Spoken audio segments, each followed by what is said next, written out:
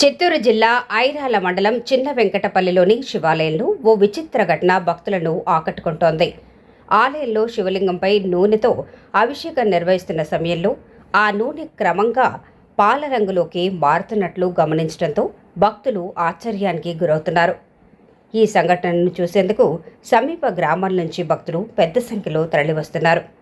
అయితే ఈ పరిణామంపై భిన్నాభిప్రాయాలు వ్యక్తమవుతున్నాయి. కొందరు భక్తులు దీన్ని దైవ మహిమగా భావిస్తుండగా మరికొందరు మాత్రం నూనెలో కెమికల్ మిశ్రమం ఉండటం వల్లే ఈ రంగు మార్పు జరుగుతుందని అంటున్నారు. ఈ ఘటనపై అధికారికంగా ఎలాంటి స్పష్టత రాలేదు. నిజానిజాలు తెలుసుకునేందుకు సంబంధిత అధికారులు నిపుణులు పరిశీలన చేపట్టాలని స్థానికులు కోరుతున్నారు. మృత్యుంజయేశ్వర స్వామి దేవతాభ్యో నమః.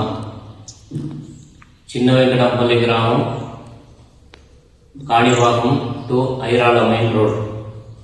ఇక్కడ మృత్యుంజయేశ్వర స్వామి ఆలయం ప్రాణ ప్రతిష్టాపన జరిగింది.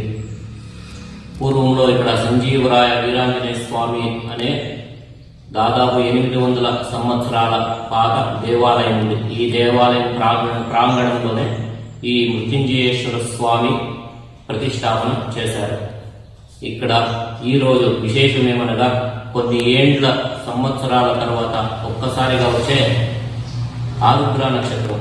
ఈ ఆరుద్ర నక్షత్రం రోజు ఆ పరమేశ్వరుడికి రుద్రాభిషేకం చేయడం వల్ల ధన కనక వస్తు వాహనాలు కాకుండా మన మనసులో ఏమి తలుచుకుంటే అది జరుగుతుంది.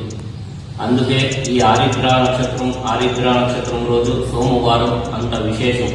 మృత్యుంజయేశ్వర స్వామికి తెల్లవారుజామున 4 గంటల నుండి 11 గంటల వరకు రుద్రాభిషేకం జరిగింది.